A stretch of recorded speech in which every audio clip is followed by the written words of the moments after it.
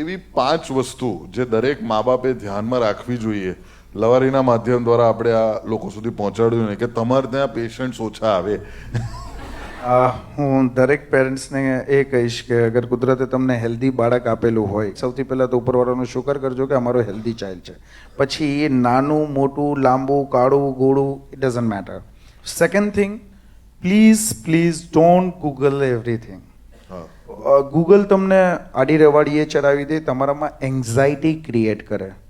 Third, આ જમાનો અત્યારે સોશિયલ મીડિયાનો છે, તો સ્ક્રીન ટાઈમ તમારા બાળકનો ઓછો કરી દો. એટલે આઉટડોર એક્ટિવિટીઝમાં જાય તમારા બાળકો. Fourth thing is homemade food વધારે બાળકોને આપવું જોઈએ. બહારનું ફૂડ જેટલા બચ્ચા નાની ઉંમરેથી કન્ઝ્યુમ કરે એ લોકોને આગળ જઈને પ્રોબ્લેમ્સ થાય.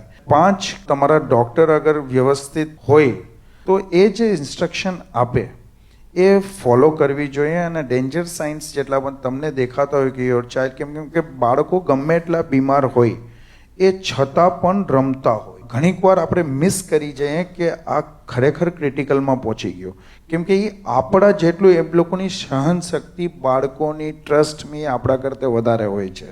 વાવ, round of applause for that. Very 5 important points.